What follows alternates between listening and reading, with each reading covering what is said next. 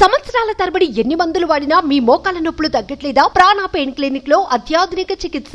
వైజాగ్ ఋషికొండ భవనాలను వెలుగులోకి తెచ్చిన TDP MLA Ganta Srinivasarao latest గా మరో బాంబు పేల్చారు. ప్రస్తుతం ఏపీలో గత ప్రభుత్వ హయాంలో జరిగిన వ్యవహారాలకు సంబంధించి శ్వేతపత్రాలు విడుదల చేస్తున్న సంగతి తెలిసిందే. ఆ సంగతి అలా ఉంటే కూటమి అధికారంలోకి వచ్చిన అనంతరం ఋషికొండ భవనాలను వెలుగులోకి తీసుకొచ్చిన మంత్రి గంటా శ్రీనివాసరావు వైసీపీని బలంగా కార్నర్ చేశారు.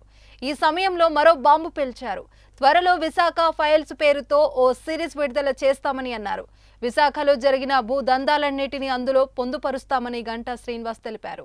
విశాఖ నగరంలో వైసీపీ భూదందాలపై రాష్ట్ర ప్రభుత్వానికి నివేదిస్తామని టీడీపీ ఎమ్మెల్యే గంటా శ్రీనివాసరావు చెప్పారు. విశాఖలో ఆయన మీడియాతో మాట్లాడుతూ కాశ్మీర్ ఫైల్స్ తరహాలో త్వరలోనే విశాఖ ఫైల్స్ విడుదల చేస్తామని, విశాఖ భూ ఆక్రమణల్లో సిఎస్ స్థాయిలో పనిచేసిన వ్యక్తులున్నారని అన్నారు. కొత్తగా ఆక్రమణలకు తావు లేకుండా పంచగ్రామాల సమస్య పరిష్కరిస్తాం, అభివృద్ధిపైనే సీఎం చంద్రబాబు దృష్టి పెడతారని చెప్పారు.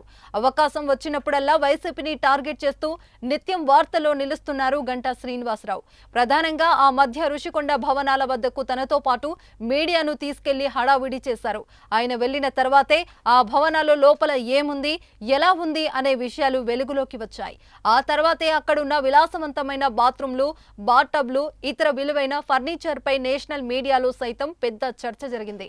ఇప్పుడు విశాఖ ఫైల్స్ ఎంత సంచలనం రేపబోతుందోనని ఇప్పటి నుంచి రాజకీయంగా చర్చ జరుగుతోంది.